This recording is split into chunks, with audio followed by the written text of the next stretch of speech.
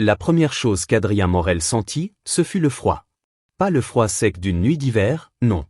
Un froid lourd, humide, qui semblait se glisser dans les os, remonter le long de la colonne vertébrale et s'accrocher à la nuque.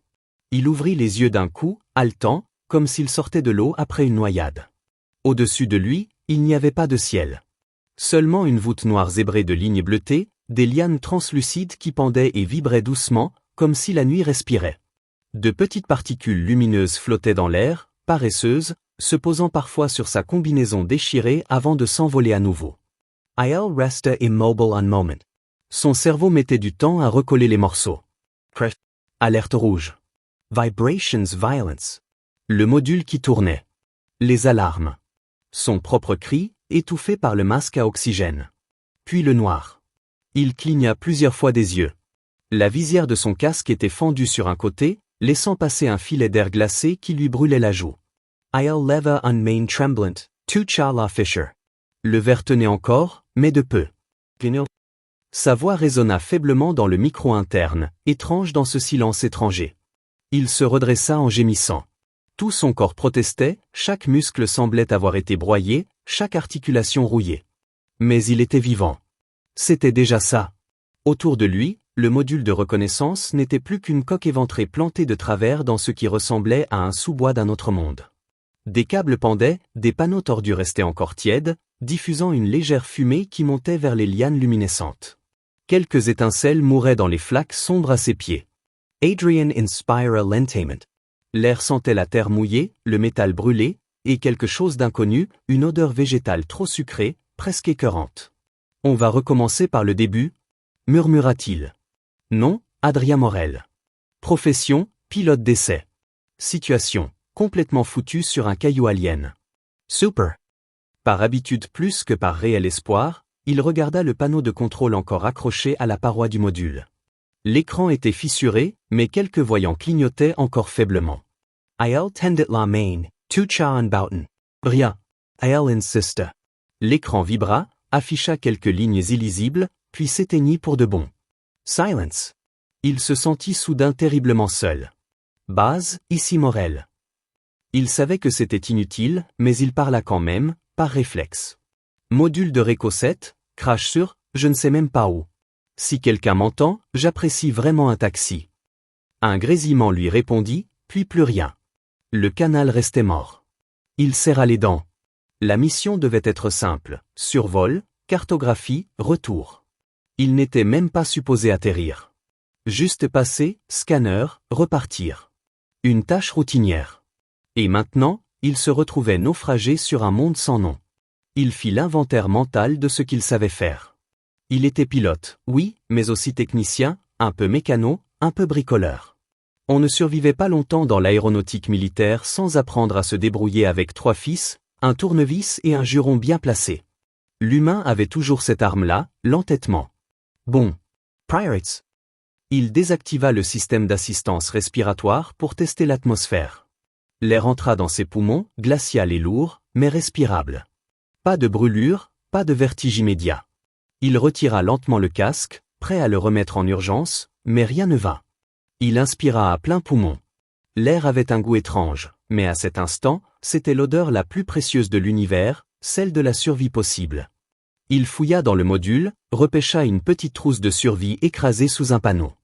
À l'intérieur, un briquet plasma, quelques rations compressées, une couverture thermique, un kit de soins et une balise de détresse portable dont le boîtier avait pris un choc violent.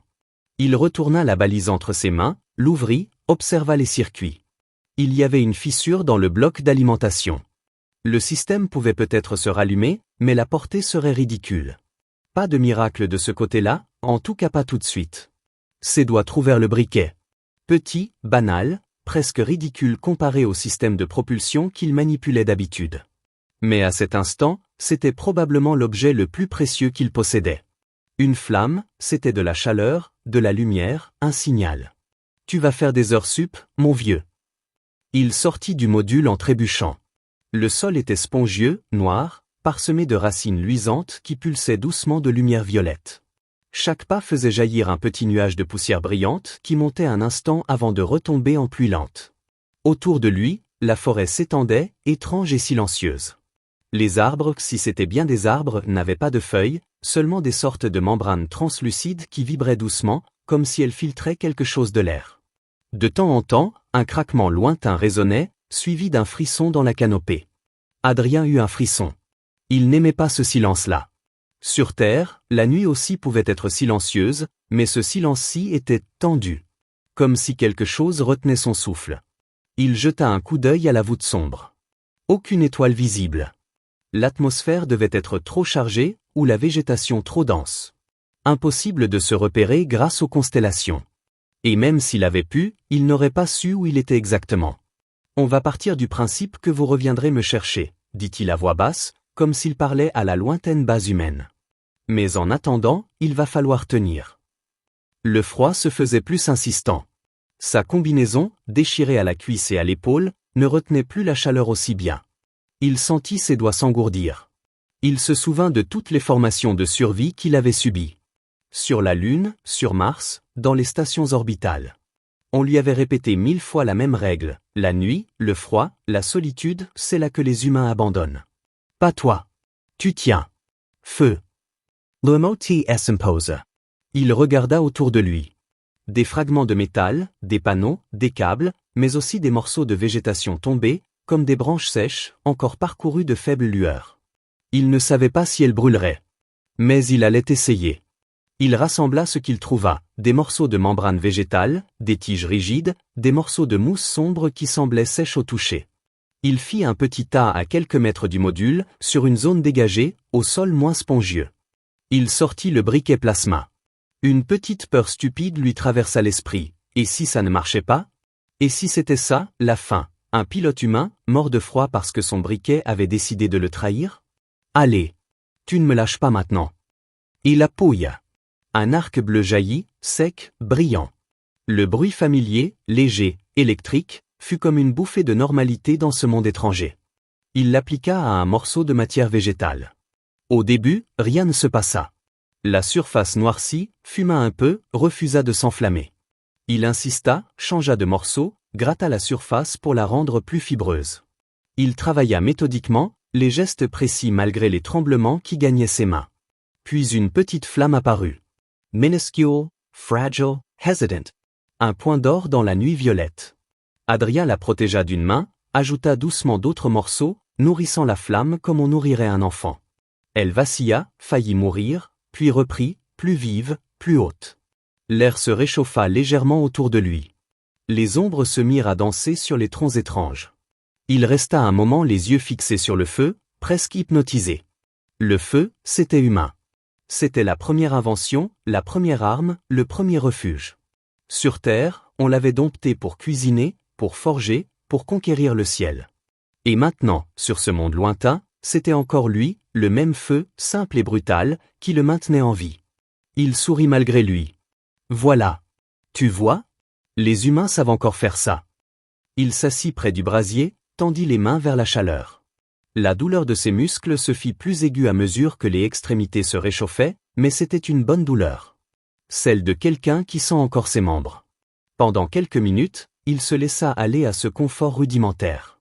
Le feu craquait, les flammes léchaient la matière alien qui brûlait en dégageant une fumée bleuâtre.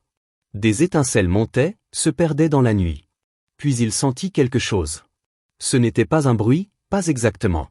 Plutôt, un changement dans l'air. Comme si la forêt venait de tourner la tête vers lui. Il se redressa doucement. Le silence avait changé. Il n'était plus neutre. Il était attentif. Adrien balaya les alentours du regard. Au-delà du cercle de lumière, tout redevenait obscurité. Pas une obscurité uniforme, non. Une obscurité pleine de relief, de masse, de mouvements à peine perceptibles. Il y a quelqu'un, lança-t-il, avec cette stupidité instinctive des humains qui parlent à ceux qu'ils ont peur de ne pas comprendre. Sa voix sembla étouffée par les troncs. Le feu crépitait, indifférent. Puis il les vit. D'abord, ce fut seulement un reflet. Quelque chose accrocha la lumière du brasier, là-bas, entre deux structures végétales. Deux lueurs dorées, horizontales, immobiles. Des yeux. Un frisson parcourut sa nuque. D'autres reflets apparurent, à gauche, à droite, plus haut, plus bas. Toujours par deux. En quelques secondes, il réalisa qu'il n'était plus seul depuis un moment déjà. Il l'observait. Les silhouettes se détachèrent à peine de l'ombre. Grandes, élancées, silencieuses. Adrien ne distinguait pas encore leurs traits, seulement des formes souples, des armures qui semblaient faites de matière organique, comme des carapaces sculptées, et ses yeux dorés, fixes, parfaitement stables. Il sentit son cœur accélérer. Il avait envie de reculer, de mettre quelque chose entre lui et ses inconnus. Mais il ne bougea pas. Il resta assis, les mains posées au sol, le dos droit. S'il y avait bien une chose que l'humain savait faire, c'était se tenir digne même quand il avait peur. Une des silhouettes s'avança enfin, franchissant le bord du cercle de lumière. C'était une femme. Ou quelque chose qui, aux yeux d'Adrien, s'en approchait. Grande, musclée, souple, la peau d'un gris pâle légèrement irisé. Ses cheveux, si c'en était, formaient une crinière de filaments sombres qui flottaient autour de sa tête comme dans l'eau. Son visage était marqué de lignes sombres, peut-être des tatouages, peut-être des marques naturelles.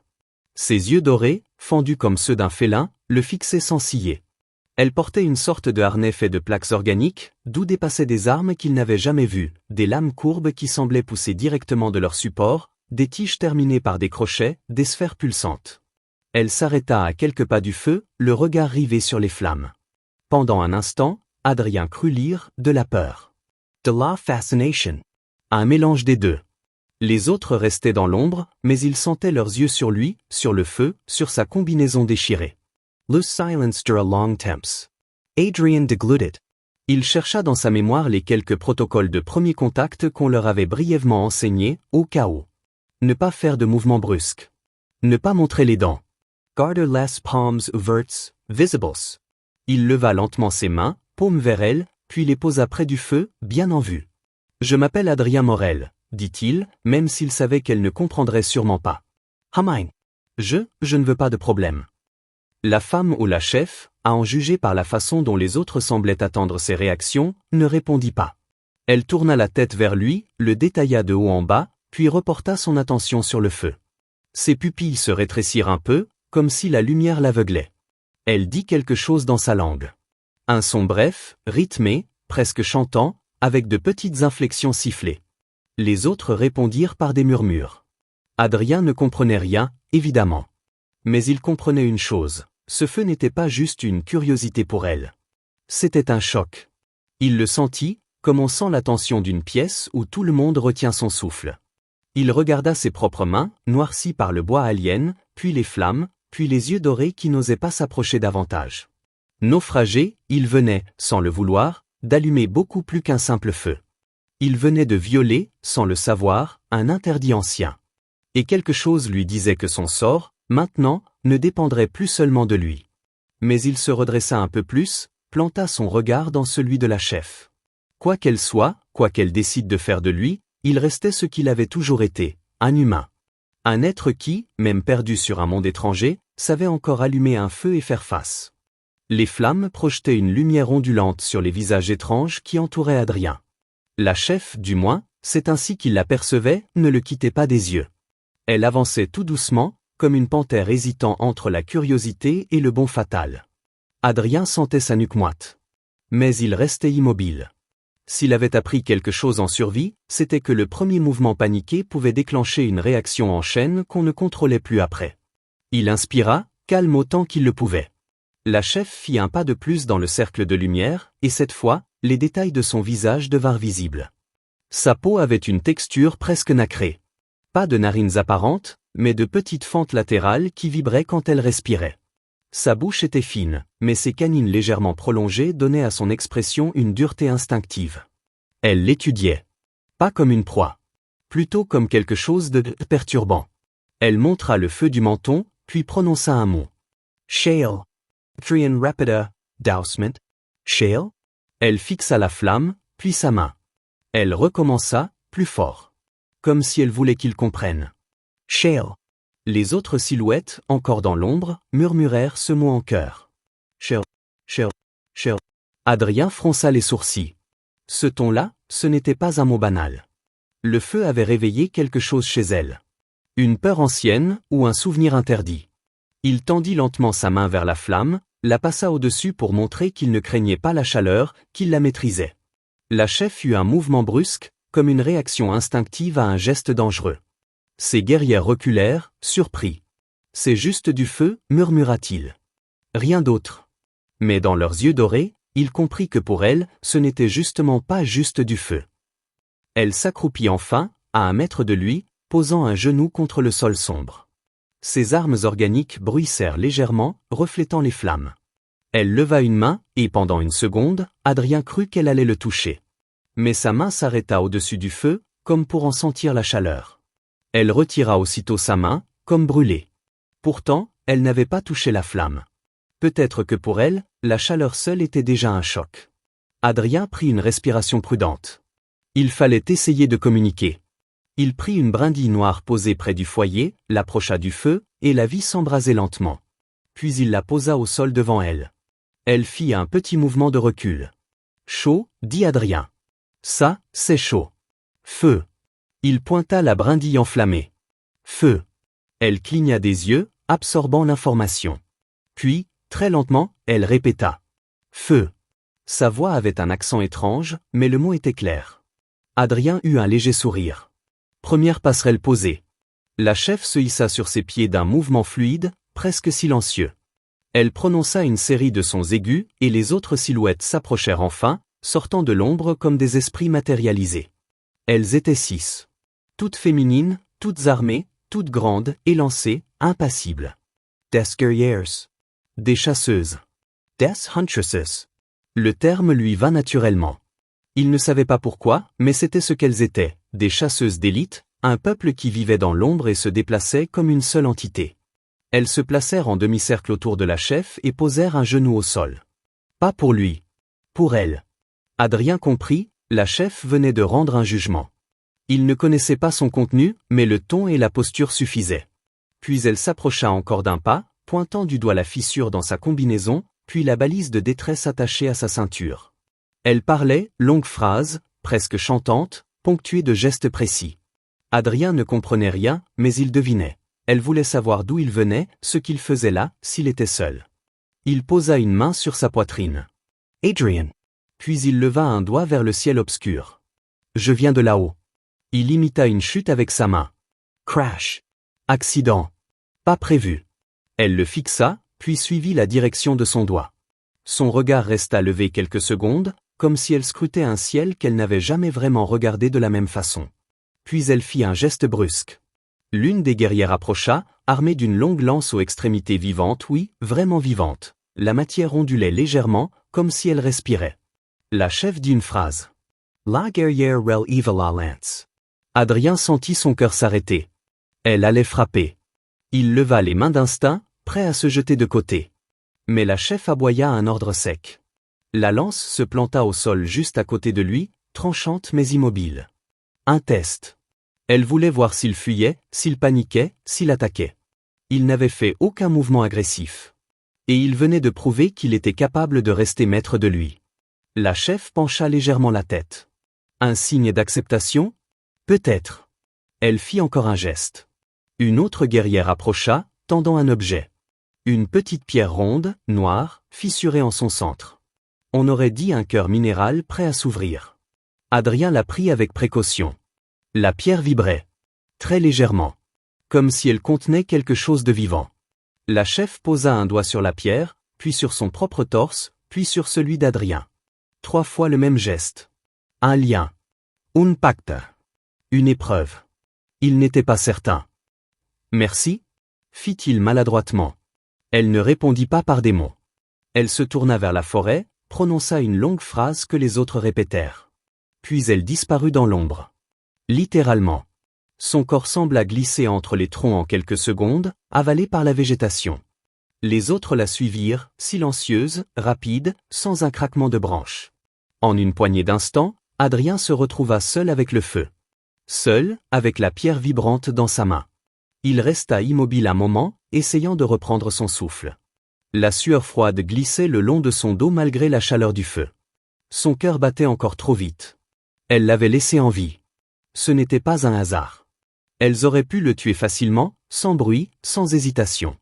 Mais elles ne l'avaient pas fait. Elles avaient pris le feu comme un signe. Un événement important. Un tabou violé, peut-être. Ou une prophétie qui revenait. Adrien regarda la forêt où elles avaient disparu. Puis la pierre. Puis le feu. Bon. Eh bien, on dirait que je me suis fait des amis, murmura-t-il. La pierre vibra un peu plus fort. Il inspira profondément et se laissa retomber au sol. Le feu crépitait tranquillement, comme si rien ne s'était passé. Mais lui savait que tout avait changé. Cette rencontre n'était pas un simple contact. C'était un premier pas vers quelque chose qui dépassait tout ce qu'il avait imaginé. Les humains pensaient être les nouveaux venus de la galaxie. Mais ici, il venait d'allumer un feu que personne n'avait osé rallumer depuis un siècle. Et ce feu n'éclairait pas seulement la nuit. Il éclairait des regards qui avaient attendu longtemps que quelqu'un ose le rallumer. Adrien resserra sa prise sur la pierre vibrante. « Ok, souffla-t-il. Vous voulez un humain? Vous allez l'avoir. » Dans la forêt, quelque chose répondit par un cri lointain. Ni humain, ni animal connu. Un son grave, ancien, chargé d'écho. Adrien sentit son sang se glacer. Et sans le savoir, il venait d'être lié à un monde qui n'avait pas encore décidé s'il allait le sauver ou le dévorer. Le feu s'était éteint lentement au fil de la nuit. Lorsqu'Adrien se réveilla, roulé dans la couverture thermique, il ne restait qu'un tas de braises rougeoyantes, comme un cœur fatigué battant encore par habitude. Un froid mordant lui coupa la respiration dès qu'il émergea de sa torpeur. Il resta un long moment couché, écoutant. La forêt n'était jamais totalement silencieuse. Elle respirait, pulse après pulse, comme un gigantesque organisme vivant. De temps à autre, un craquement ou un sifflement lointain traversait les arbres, mais rien n'approchait du cercle de cendres. Peut-être que le feu avait tracé une frontière que les choses d'ici comprenaient mieux que lui. Puis un détail revint brusquement dans sa mémoire. La pierre. Il la tâta dans la poche de sa combinaison. Elle était encore là. Froide maintenant, immobile, sans vibration. Il la sortit, l'observa sous la faible lumière du matin. C'était un galet sombre, parcouru de fines veines blanches, comme si une coquille avait été fracturée puis soudée à nouveau. Rien d'impressionnant en apparence, sauf que lui savait qu'elle avait réagi à sa présence ou à celle des Huntress. Il la gardait dans sa main, incertain. Était-ce un symbole? Un test? Une bombe, même? Impossible de deviner.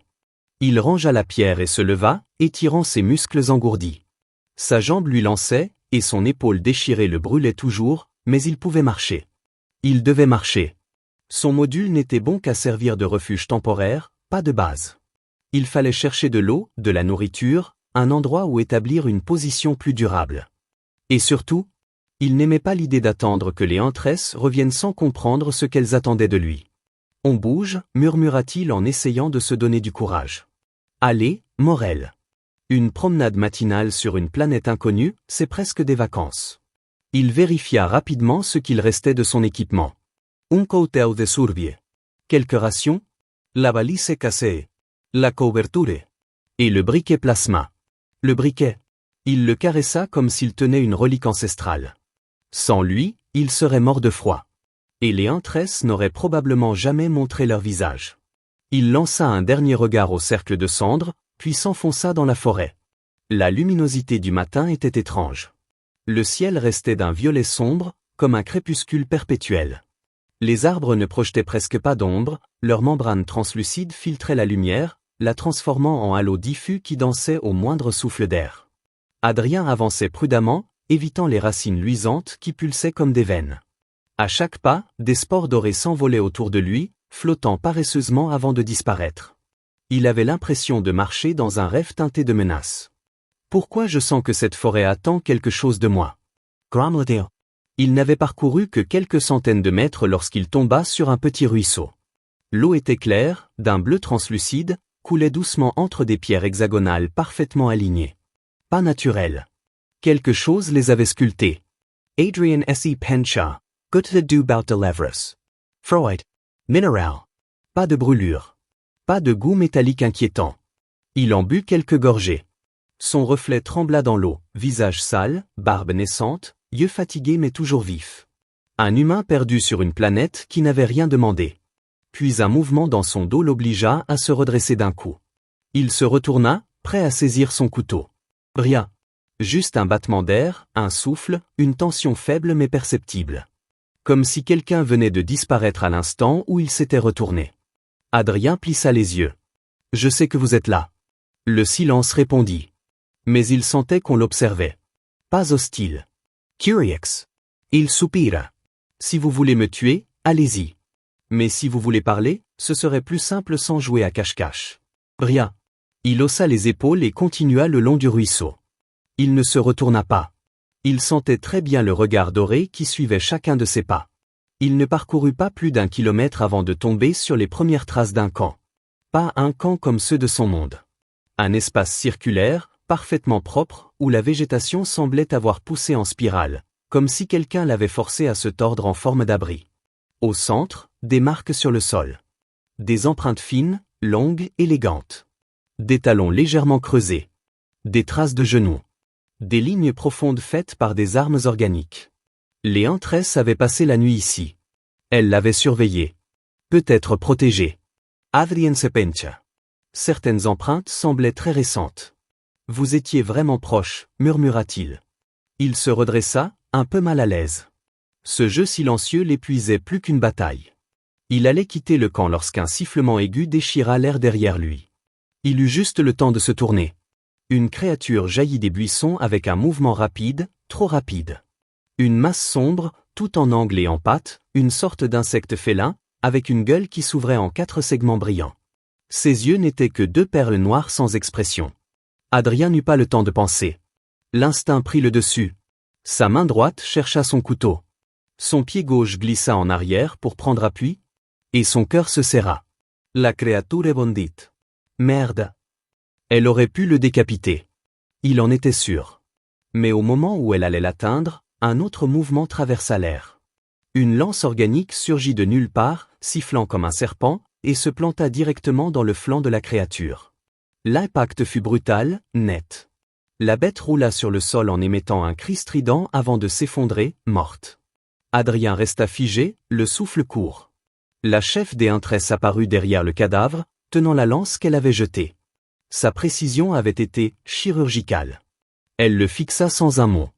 Il glissa son couteau dans son étui, un peu honteux de ne pas avoir eu le temps de se défendre. « Merci », dit-il. Elle s'approcha lentement, contourna le cadavre et se planta devant lui. Sans prévenir, elle posa 2 doigts sur sa poitrine, juste au-dessus de son cœur. Il sentit une légère pression. Elle murmurait quelque chose. Un mot répété 3 fois, grave, presque comme un chant funéraire. Puis elle recula d'1 pas, et désigna le cadavre avec un air de reproche. « Quoi » fit Adrien, pris au dépourvu. Elle répéta son mot. Plus fort. « Plus section ». Il n'avait aucune idée de ce qu'elle lui disait, mais son ton était clair. Elle n'appréciait pas qu'il se mette en danger. Il leva les mains, sincère. « J'ai pas exactement un radar intégré. Faut m'excuser si je vois pas venir vos bestioles de cauchemar. » Elle ne comprit pas les mots, mais elle comprit l'intention. Ses oreilles, ou ce qui semblait en faire office, frémirent légèrement. Puis elle posa une main sur sa propre poitrine. « Kailensha. Adrian Hokalatet. Kailensha. » Elle désigna ensuite ses guerrières qui sortaient silencieusement des ombres, une à une, comme des esprits invoqués. Elles étaient là depuis le début. Elles avaient suivi tous ses mouvements. Kailinsha se tourna alors vers lui, approcha son visage du sien. Très près. Assez pour qu'il sente la chaleur étrange qui se dégageait de ses pores. Elle dit un mot. Un seul. Un mot qu'elle prononça lentement, comme si elle s'assurait qu'il le comprenne. Porter. Adrien cligna des yeux. Quoi ? Elle désigna la pierre dans sa poche. Puis son cœur. Puis le ciel. Porter. Son ton était solennel. Presque religieux. Alors seulement, Adrien comprit que cette pierre. Ce n'était pas un cadeau. C'était un choix. Une responsabilité. Un rôle qu'il venait de lui imposer. Il était devenu quelque chose pour elle. Quelque chose d'important. Peut-être même de sacré. Il sentit un frisson lui parcourir le dos. Génial, encore des responsabilités que j'ai pas demandées, murmura-t-il. Kailinsha le regarda longtemps, sans cligner. Puis elle fit un signe. Un signe d'invitation. Elle voulait qu'il la suive. Adrien serra la pierre dans sa main. Il inspira profondément, prêt ou non. D'accord, conduisez-moi. On va voir jusqu'où ce rôle de porteur doit aller. Et il suivit Kailinsha dans la profondeur de la forêt, ignorant totalement qu'il venait de faire un pas de plus vers une vérité enfouie depuis des générations, une vérité que seuls les Huntress connaissaient, et qui déterminerait s'il survivait, ou s'il brûlait point le chemin que Kaelinsha empruntait semblait n'exister que pour elle. Adrien avait l'impression que la forêt s'ouvrait devant elle et se refermait aussitôt derrière lui, comme si elle décidait elle-même où un humain avait le droit de poser les pieds. Les membranes translucides des arbres frémissaient à son passage, et parfois, des filaments luminescents descendaient lentement depuis les branches, effleurant sa combinaison comme pour analyser sa présence. Les huntresses avançaient en silence absolu. Pas une branche ne craquait sous leurs pieds. Pas un souffle ne trahissait leur respiration. Elles glissaient, spectrales. Adrien, lui, trébuchait une fois toutes les 2 minutes. Super, les ballerines de l'espace, et moi au milieu. Si je meurs, ce sera à cause d'une racine, pas d'un monstre, marmonna-t-il. Kaelinsha, qui marchait juste devant lui, tourna légèrement la tête, comme si elle avait entendu malgré la barrière de la langue. Ses yeux dorés brillèrent d'un éclat que Adrien aurait juré être de l'amusement. La forêt changea progressivement. Les membranes translucides devinrent plus opaques. La lumière violette se fit plus faible. Le sol, jusqu'ici spongieux, devint dur, strié de lignes et de motifs géométriques. C'est quoi cet endroit? Adrien ralentit, observant les structures qui émergeaient autour d'eux. Des piliers de pierre noire, tordus comme des arbres sculptés, se dressaient de plus en plus nombreux. Certains portaient des gravures. D'autres vibraient de couleurs pulsantes. Mais le plus étrange, c'était l'énergie qui montait du sol, une vibration sourde qui traversait ses bottes et remontait le long de ses jambes. Il s'arrêta, troublé. C'est comme une machine. Kaelinsha revint vers lui, posa 2 doigts sur le sol, puis sur son bras. Elle voulait lui faire comprendre qu'il n'était pas en danger. Pas encore. Porteur, dit-elle. Oui, j'ai compris. Le porteur, c'est moi. Encore que j'aimerais un manuel d'utilisation, si vous en avez un quelque part. Elle ne comprit pas, évidemment, mais son ton n'était pas agressif. Elle lui fit signe d'avancer. Après quelques minutes supplémentaires, ils émergèrent dans une vaste clairière protégée par une arche naturelle de pierre et de racines. Au centre, une plateforme circulaire brillait de lumière bleue et dorée. Des symboles mouvants tournaient lentement autour d'elle, comme un ancien code en perpétuelle évolution. Adrian Restebushby. C'est pas un simple camp, c'est un sanctuaire. Les huntresses formèrent autour de lui une sorte de demi-cercle, comme pour un rituel. Kaelinsha s'avança au centre de la plateforme et posa sa paume sur une fissure lumineuse. Un grondement sourd résonna dans la clairière, et les symboles se mirent à vibrer. Elle se tourna vers Adrien et lui montra la pierre qu'il avait gardée dans sa combinaison. Là, demanda-t-il en pointant la plateforme. Elle hocha la tête. Il inspira profondément. Cette pierre, elle vibrait dans sa main, légèrement, comme un cœur minuscule dormant sous sa peau. Il s'avança, posa un pied sur la plateforme. L'air changea immédiatement. Une pression invisible le traversa de part en part, comme s'il était scanné. Les symboles tournèrent plus vite, et la pierre devint brûlante. Doucement. C'est quoi ce truc? Kaelinsha tendit le bras vers lui, non pour l'arrêter, mais pour l'encourager à continuer. Adrien grimaça et posa la pierre au centre de la fissure lumineuse. The soul trembla. La lumière se répandit en cercle, montant en spirale autour de lui. Kaelinsha et les autres s'agenouillèrent immédiatement, tête baissée. Adrien, lui, resta planté là, le souffle court, essayant de comprendre ce qu'il déclenchait. La fissure s'ouvrit alors comme une fleur mécanique, révélant une cavité profonde. À l'intérieur, un noyau de lumière pulsante, comme une braise enfermée depuis des générations. La voix de Kaelinsha résonna, grave, solennelle. Shale Lyra. Adrien répéta, hésitant. Shale Lyra? Elle hocha lentement la tête. Son regard brillait de quelque chose qui ressemblait à une vénération ancienne. La pierre que Adrien avait déposée fondait lentement, comme absorbée par le noyau lumineux. La plateforme elle-même semblait se réveiller. Il fit un pas en arrière, effrayé. Hey! Je croyais pas déclencher une éruption nucléaire. Vous auriez pu prévenir. Kaelinsha s'approcha, posa une main sur son bras. Son contact était froid, mais ferme. Rassurant, étrangement. Porteur. Feu. Vie. Dit-elle. Adrien secoua la tête. Vie? Attendez, c'est une source d'énergie? Il observa autour de lui. Les symboles gravés sur les piliers brillaient désormais. La forêt entière semblait, attentive. Comme si elle percevait ce qui se passait. Puis une des huntresses poussa soudain un cri bref. Un avertissement. Kaelinsha se redressa d'un coup. Adrien se tourna vers la lisière de la clairière.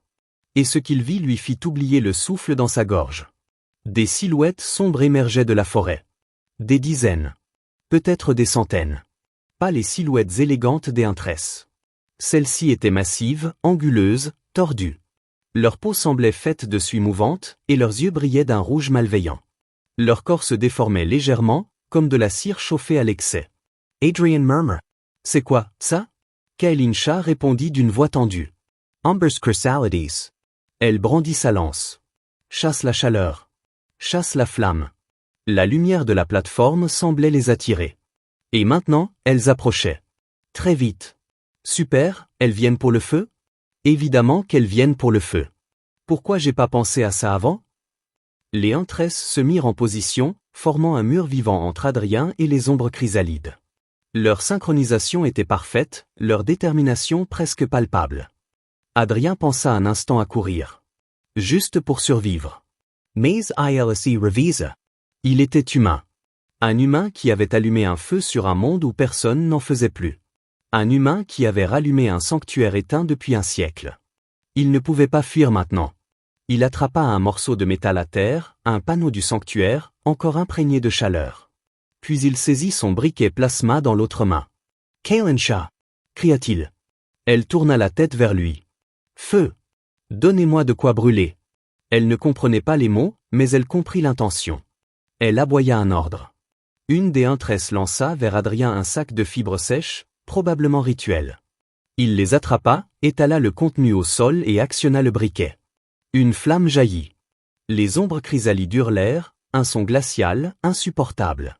Adrien sentit une montée d'adrénaline pure. « Venez !» cria-t-il. « Vous voulez la chaleur ? Ça tombe bien. J'en ai plein. » Il fit rouler les fibres enflammées en un cercle autour de lui, formant une barrière improvisée. Kaelinsha le regarda avec un mélange d'incompréhension et de respect. Oui, respect. Parce qu'il ne fuyait pas. Parce qu'il combattait. Parce qu'il utilisait ce que ce monde avait oublié, la flamme libre. Les ombres chrysalides attaquèrent. Les huntresses bandrant. Adrien leva sa torche improvisée. Et le sanctuaire, réveillé pour la première fois depuis un siècle, se mit à pulser de lumière, comme s'il attendait ce combat depuis longtemps. Alice, pensa Adrian. Cette fois, on se bat ensemble.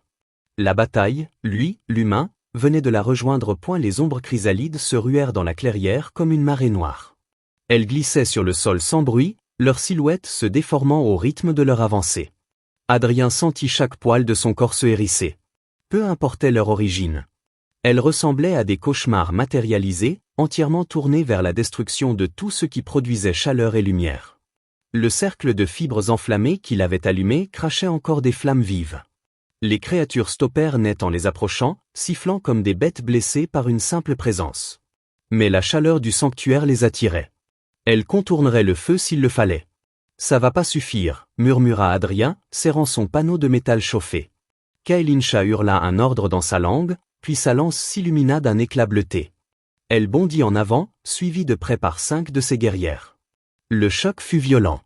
Les lames organiques frappèrent les ombres chrysalides, projetant des éclats noirs dans toutes les directions. Mais les créatures semblaient se recomposer aussi vite qu'elles étaient blessées. Adrien jura entre ses dents. Il fallait autre chose. Quelque chose qu'elle ne pourrait pas absorber ni ignorer. Une chaleur brutale, concentrée. Et il savait exactement où trouver ça. Il se précipita vers les débris de son module craché, situé à une centaine de mètres derrière la clairière. Il entendit Kaelinsha crier derrière lui, comme si elle l'ordonnait de rester, mais il n'avait pas le luxe d'écouter. Il plongea dans les ruines du module, fouillant frénétiquement. Il lui restait un dernier bidon de carburant stabilisé, utilisé pour les générateurs d'appoint. S'il le renversait au bon endroit, s'il l'enflammait d'un seul coup. Il trouva enfin le bidon, coincé sous un panneau de commande carbonisé. Il tira dessus de toutes ses forces, l'arrachant à la structure tordue. Une ombre chrysalide bondit soudain sur lui. Adrien n'eut même pas le temps de crier. Une main griffue jaillit de l'obscurité, prête à lui perforer la poitrine. Mais une silhouette argentée surgit de côté. Une des huntresses. Une jeune, plus petite, mais rapide comme l'éclair. Sa lame vivante frappa la créature en plein torse, l'envoyant rouler sur le sol dans un cri aigu. Adrien respira enfin. « Merci » cria-t-il. La jeune guerrière grogna quelque chose qui ressemblait à une réprimande et désigna le bidon d'un geste brusque. Elle avait compris. Ensemble, ils retournèrent au sanctuaire. La bataille faisait rage. Kaelin Shah se battait comme une tempête incarnée. Ses mouvements étaient un mélange d'élégance et de brutalité. Chaque fois que son arme frappait, une ombre chrysalide explosait en fragments de suie, mais d'autres prenaient sa place.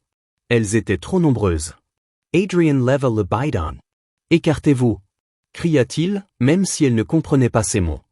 Il renversa le carburant devant la plateforme, traçant un large arc qui ignora les symboles gravés. Le liquide brillant coula en ruisseaux irréguliers, imbibant les racines et les pierres. Puis il sortit le briquet plasma. Il n'hésita pas.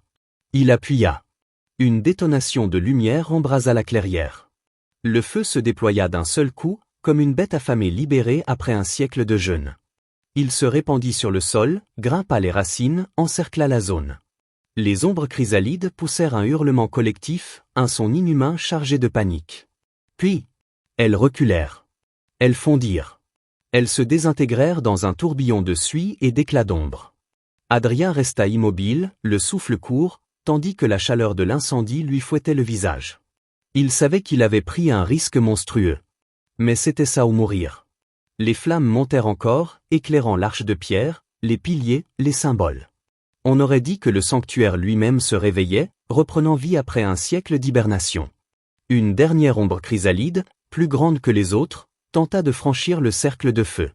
Kaelin Shah l'accueillit en plein saut, sa lance enfoncée jusqu'à la garde. Elles roulèrent au sol, et la créature tenta de la prendre à la gorge. Adrien n'hésita pas. Il se précipita vers elle, saisit un tison enflammé et l'enfonça dans le dos de la bête. La chaleur la fit hurler, puis s'effondrer. Kaelin Shah si rel Eva, Halaton. Elle planta ses yeux dans ceux d'Adrien. Pas un mot. Pas un geste. Mais tout dans son regard disait. Ils avaient combattu ensemble. Et ils avaient gagné.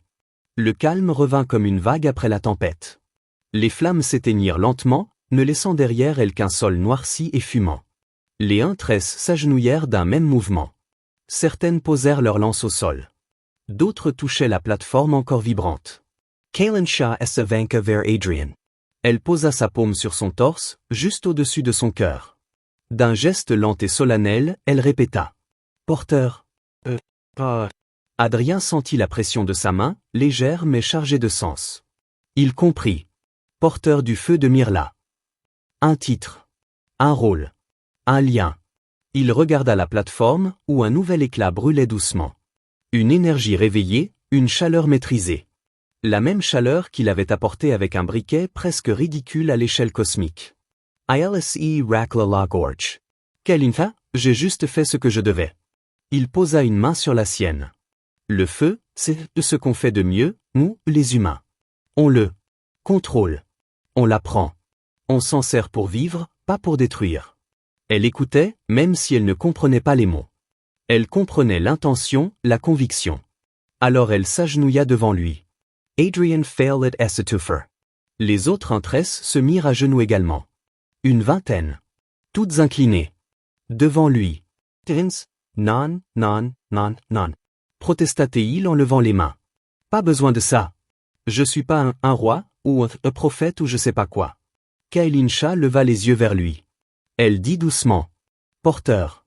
Mais. Feu. Elle posa une main sur sa propre poitrine. Kaelin Shah. Taylin. Puis sur celle d'Adrien. Toi. Lien. Il comprit. Pas de hiérarchie. Pas de soumission. Mais un pacte. Une alliance. Il déglutit, touché malgré lui. D'accord? Je suis avec vous. Autant que vous êtes avec moi. Elle hocha la tête. Et pour la première fois, ses yeux dorés perdirent leur dureté. Ils semblèrent humains. Plus tard, lorsque la nuit retomba sur le sanctuaire, Adrien s'assit près d'un petit feu qu'il avait allumé lui-même. Les huntresses observaient les flammes, fascinées mais plus effrayées. Elles apprenaient. Elles réapprenaient. Kaelin Shah vint s'asseoir près de lui. Elle pointa le feu du doigt. Shell Army. Adrien sourit. Oui. Mais. Il leva les yeux vers le ciel violet. Quelque part, très loin, la terre brillait, invisible. Peut-être qu'un jour, il reverrait son foyer. Mais pour l'instant, il avait un rôle ici. Un rôle qu'il n'avait pas choisi, mais qu'il assumait pleinement. Le porteur du feu. L'humain qui avait rallumé une lumière oubliée. Il inspira profondément, savourant la chaleur et le calme retrouvé. Et pour la première fois depuis son crash, il ne se sentit plus seul.